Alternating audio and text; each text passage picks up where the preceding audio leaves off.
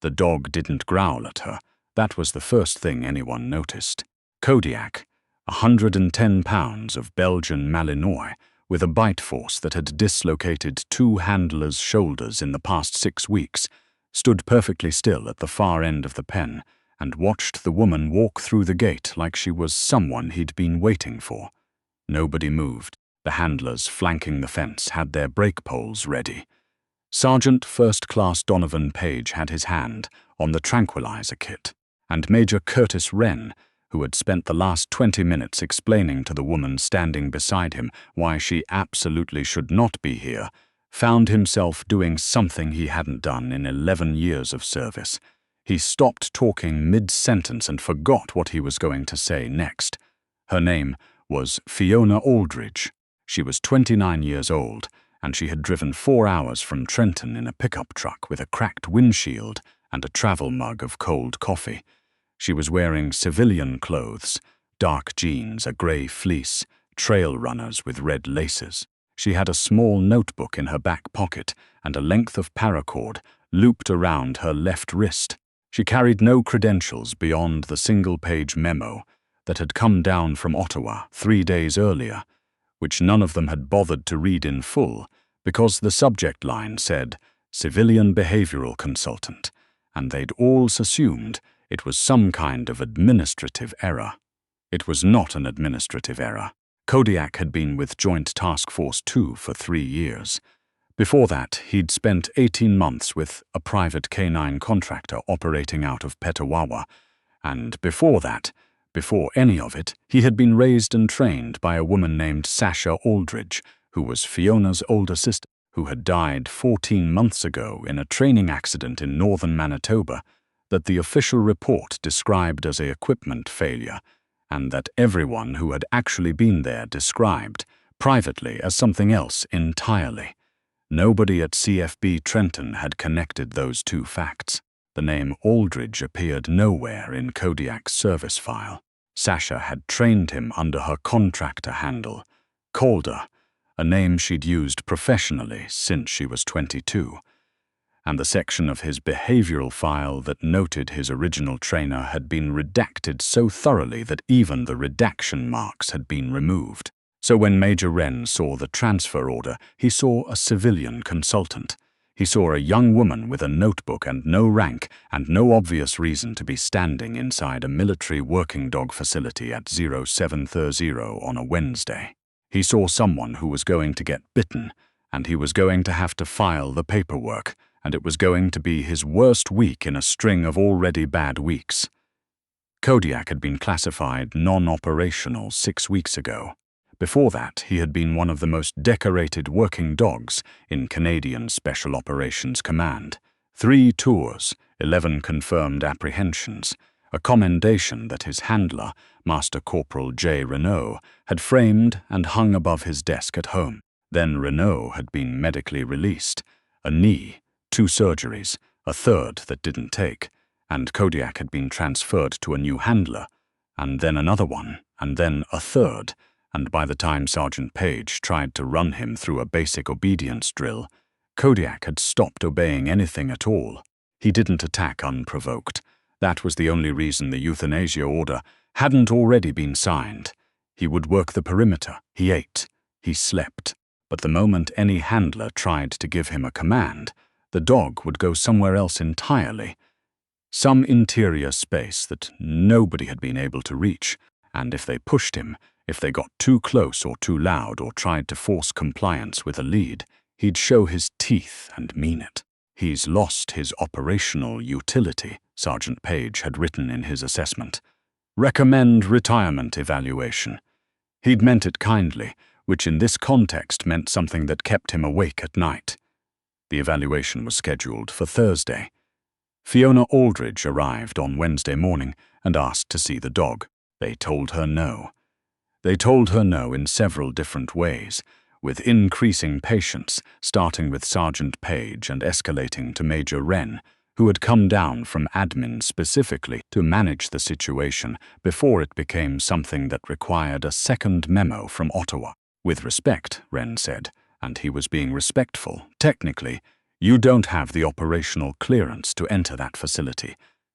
I'm not asking for operational clearance, Fiona said. I'm asking to look at the dog. He's non-operational. I know. He's bitten 2 handlers in the past month. I read the report. Then you understand why I'd like to observe him from the exterior of the pen first, Fiona said. Just observe. You can have 2 handlers present with brake poles. I won't enter the enclosure. I just need to see how he moves. Wren looked at her for a long moment. She looked back at him without any particular expression, the way someone looks when they've had this exact conversation before and know exactly how it ends. He let her observe. She stood at the fence for 45 minutes without saying a word. She watched Kodiak pace. She watched the way he tracked movement with his body rather than his head. She watched him pause at the eastern corner of the pen 3 separate times and put his nose down to the same spot on the ground. She wrote 2 things in her notebook, then she asked to go inside. Sergeant Page said no. He said it firmly and with genuine concern, because he'd seen what Kodiak had done to Henderson's forearm, and Henderson was a big man who'd worked K9 for 6 years. She's a civilian, he said to Wren, quietly, as if Fiona couldn't hear him standing 4 feet away. She's got no protection experience, no handler certification that I can verify, and that dog has been flagged as a bite risk. We put her in there and something goes wrong, we're looking at a serious liability incident. I have a handler certification, Fiona said, still looking at the pen. It's with my credentials, which you have in the admin package from Ottawa. It's from the National Canine Training Institute in Guelph, followed by 4 years of private contract work. She paused, and I've handled Malinois specifically for 6 of those years. There was a silence. You worked with Malinois, Page said. I grew up with them. She turned to look at him then, and there was something in her face that wasn't quite grief but was close enough that Page, who'd had his own losses, recognized the shape of it. My sister trained working dogs. I was her apprentice before she had paying clients. Page looked at Wren. Wren looked at the paperwork he was holding.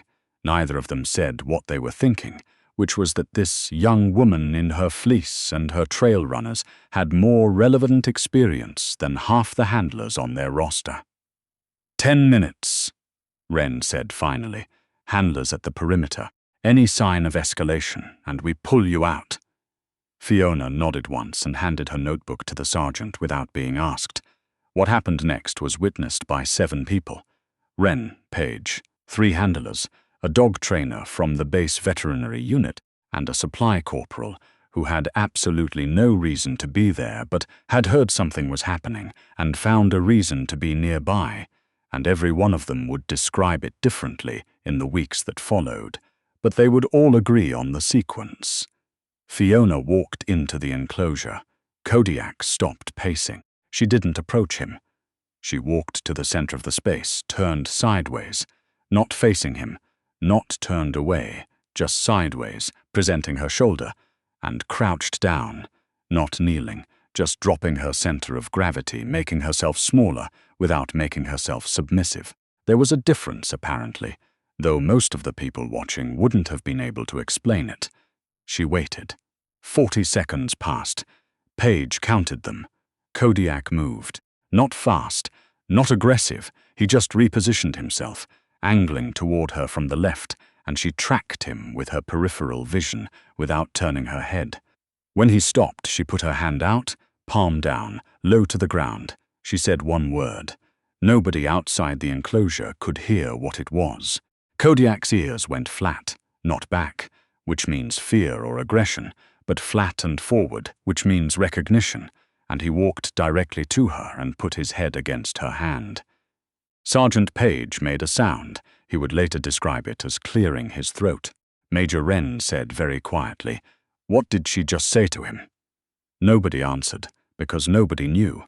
Inside the enclosure, Fiona wasn't thinking about the men at the fence.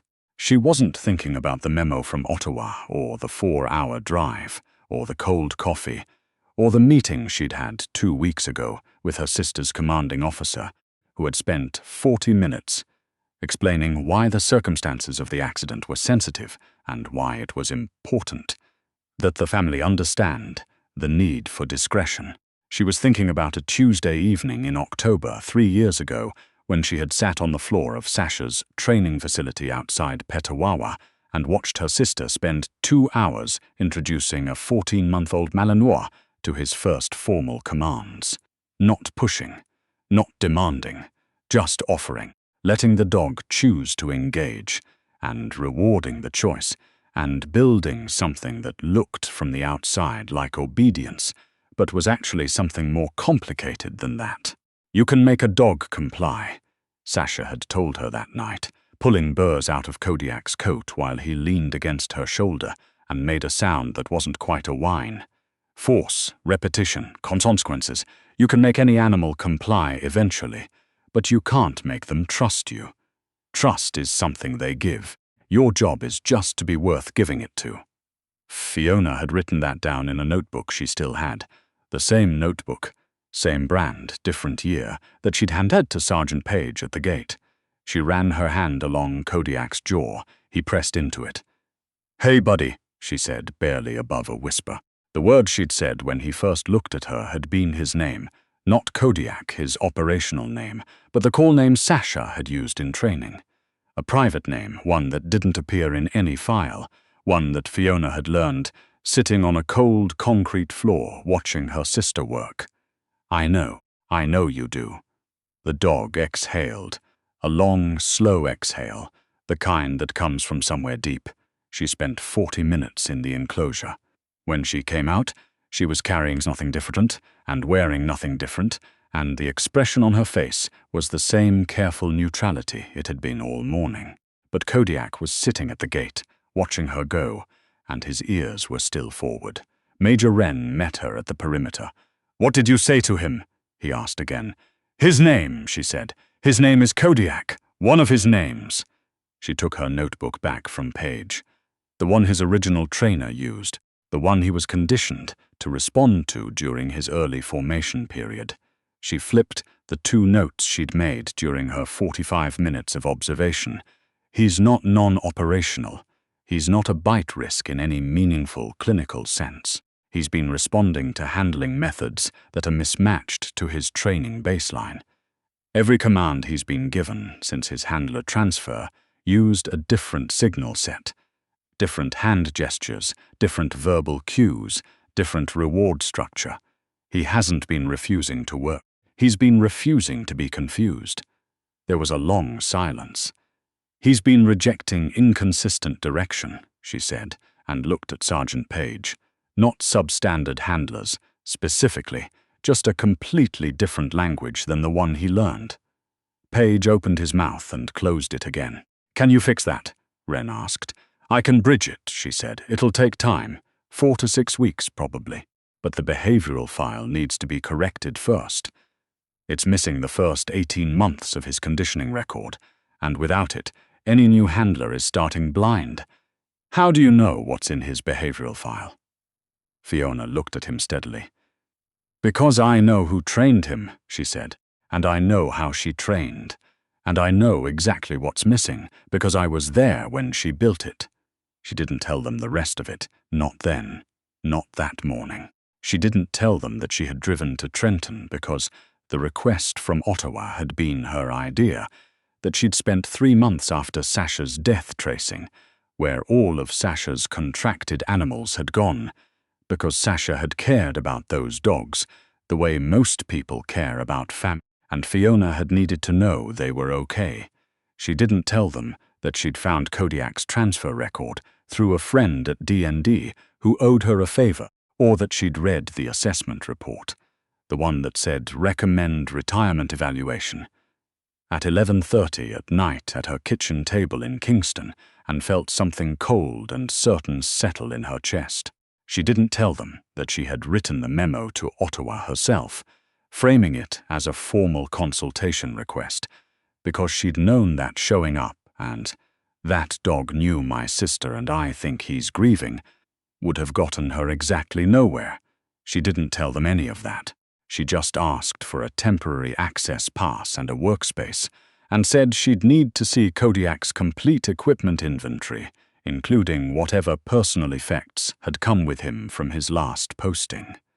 Sergeant Page took her to the equipment locker. On the third shelf, behind a set of harness spares and a coiled lead, there was a small mesh bag with a knotted rope toy, a tennis ball with most of the fuzz worn off, and a length of paracord with a specific knot pattern that Fiona recognized immediately because she had tied it herself, sitting on a concrete floor in Petawawa while her sister showed her how.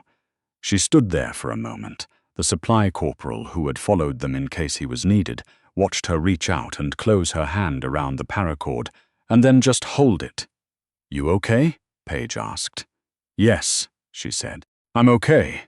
She put the items to the side to bring to Kodiak's enclosure. Then she straightened up and turned around, and her face was exactly as composed as it had been at the gate. Paige, who was not a man given to sentiment, looked away and found something to do with the clipboard he was holding. The reconditioning process took 5 weeks. Fiona drove back to Kingston twice during that time. Once for a work commitment she couldn't move, once to collect more of her things, because she had started staying in temporary housing near the base, and it seemed more practical to have her own coffee maker. She worked with Kodiak 4 hours a day, 6 days a week, using the signal set from Sasha's original training records, which she reconstructed from memory and from the handwritten notes she'd brought with her from Kingston. She was not formally employed by the base. She was a contracted consultant, technically, which meant she had access but no rank, no gear, and no authority over anything except the one dog and the protocol she'd designed.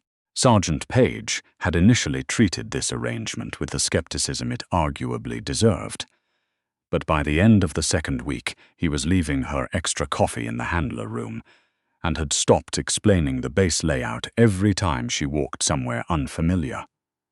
Major Wren checked in once a week. He was formal about it, which was his way of being respectful. He asked technical questions about the progress metrics and listened carefully to her answers. And occasionally said things like, "That's not how we've done it previously," in a tone that was genuinely curious rather than dismissive. "We've been running the reward structure on a fixed ratio," she explained during one of these check-ins, standing outside Kodiak's pen while the dog ran a search pattern she'd set up. "Same reward every time, consistent interval. It's a reliable method, but Kodiak was trained on a variable ratio, randomized reward timing, intermittent reinforcement. It's more cognitively demanding, and the results are slower to show initially, but the long-term retention is significantly stronger. Switching him to a fixed system felt wrong to him, like being asked to do something he knew wasn't right." Wren watched Kodiak complete the pattern and circle back to Fiona, sitting precisely at her left heel. "And you knew this from your sister's method?" "Yes, you've been carrying her protocols in your head for 3 years. Fiona was quiet for a moment. "Some of them I wrote down, some I just know." She paused. She was very good at what she did. Wren nodded slowly. He looked at Kodiak, who was watching Fiona's hands with the focused intensity of a dog waiting for a cue. "Is she the reason you got into this work?" "She's the reason I got into everything," Fiona said, and left it there. In the third week, Corporal Theo Bergeron was assigned to begin shadowing the sessions. Bergeron was 26, newly certified, and had been waiting for a K9 assignment since completing his handler training 18 months ago. He was eager in the specific way that people who are good at things are eager, not trying to prove themselves, just genuinely interested, paying attention, taking notes. He didn't say much in the first session, which Fiona appreciated, and by the second session, Kodiak had acknowledged his presence, which she told him was actually faster than she'd expected. "He's reading me," Bergeron said during a rest break, watching the dog work through a search exercise. He wasn't asking a question, he was just thinking out loud. "Always," Fiona agreed. "They don't stop reading you when they're working. They read you through the whole thing. You're part of the information." Bergeron considered this. His last handler, the one before the transfer, Was he like that? Aware of what the dog was seeing? His last permanent handler, Fiona said carefully, was exactly like that. They had a very complete way of working together. She watched Kodiak stop at a marker, sit and look back at her. She signaled and he moved on. That's what made the transition hard. Not that the new handlers were bad. They just didn't know the whole conversation. "And you're teaching me the whole conversation." "I'm teaching you what I know of it," she said. "The rest you'll build yourself. That part can't be taught." Bergeron was quiet for a moment. Then he asked, with the particular directness of someone who's been wanting to ask something for a while, "How do you know all of this? You're not military." Fiona looked at him. "My sister taught me. She's a trainer. She was. A beat. She died 14 months ago." Bergeron had the decency not to say he was sorry in the automatic way people do. He just nodded once and looked back at the dog and was quiet in the way that's actually respectful. After a moment, he said, "Is that why you're here? For her?" Fiona thought about the drive from Kingston, the cracked windshield, the cold coffee. She thought about the night she'd read the assessment report at her kitchen table and felt something lock into place that had been loose and rattling since the accident. She thought about the rope toy on the third shelf of the equipment locker, and the paracord, and the specific knot that she had learned from her sister's hands. "Partly," she said, "and partly because Kodiak deserves someone who speaks his language." By the end of week 5, Corporal Bergeron was running independent sessions. Kodiak was completing search patterns at operational pace, accepting commands from Bergeron on the first signal, and had been cleared by the base veterinary officer for a return-to-duty assessment. The euthanasia order that had been suspended 3 days before Fiona's arrival was formally withdrawn. The assessment was conducted on a Thursday morning, the same day of the week the original evaluation had been scheduled. 6 weeks earlier, though nobody mentioned this, Wren observed from the edge of the facility. Page ran the assessment protocol himself, which was unusual for a sergeant first class, but nobody questioned it. Kodiak completed every element. Clean passes, clear indications, consistent response to Bergeron's commands throughout. At the end of the final exercise, when Bergeron called him back and gave the stand down, Kodiak came directly to heel and sat, and the only unusual thing was that he turned his head and looked toward the fence, toward the spot where Fiona was standing with her notebook and her cold coffee, and held the look for a moment before returning his attention to his new handler. Page wrote "pass" on his clipboard and capped his pen. Wren walked over to where Fiona was standing. He didn't say anything right away. They both looked at the dog. "His original training records," Wren said eventually, "the ones that were missing from his file. How did you have them?" Fiona looked at the paracord looped around her wrist. The same knot. The same cord. Actually, she'd retied it that first morning after she found the bag in the equipment locker. "My sister kept copies of everything. Physical copies, handwritten. Old habit. She didn't trust digital records, said they were too easy to lose." She paused. "When she died, I inherited her files, all of them, including everything she'd documented on Kodiak. You came here for the dog," Wren said. It wasn't quite a question. "I came for the dog," she agreed, "and because she can't." Wren was quiet. He was not a man who found silences uncomfortable, and he let this one sit for a moment before he said, "We'll be putting in a formal recommendation for contract extension. If you're interested in continued consultation work with the K9 unit." Fiona looked at him. "Entirely your choice," he said. "No pressure. But we've identified 3 other animals in the unit whose conditioning histories have gaps we can't account for, and your approach has been noted." She looked back at the pen, where Bergeron was going through a cool-down routine with Kodiak. The dog was attentive and relaxed in the particular way that working animals get when the work has gone well. Ears forward, weight balanced. "Send me the files," she said. "I'll look at them." She drove back to Kingston the following Saturday. The windshield was still cracked. She'd been meaning to get it fixed and kept not doing it, and the travel mug of coffee had gone cold again, somewhere around Napanee. She stopped at a rest area outside of Kingston, not because she needed gas, but because she needed a minute. She got out and stood in the cold November air, and looked at the flat grey lake, and thought about her sister, which she did most days, and would probably do most days for a long time, and had stopped trying to make herself stop doing. She thought about Sasha sitting on a concrete floor with a young dog and 2 hours, and no particular urgency. She thought about the way Sasha had said, "You can't make them trust you. Trust is something they give," with the certainty of someone who'd proven it enough times that it wasn't a philosophy anymore, just a fact. She thought about Kodiak's ears going flat when she said his name, the exhale. She got back in the truck and finished the cold coffee and drove the rest of the way home. 2 days later, she emailed Sergeant Page to ask about the 3 files. He replied in 11 minutes with 4 attachments and a note that said, "Coffee maker in the handler room has been upgraded. Just so you know." She read the files at her kitchen table, the same table where she'd read the assessment report 14 months ago, and the same cold certainty settled in her chest. And this time, it didn't feel like grief. It felt like work. The kind of work that matters. The kind her sister had taught her, on a concrete floor, with a dog and a length of paracord and all the patience in the world.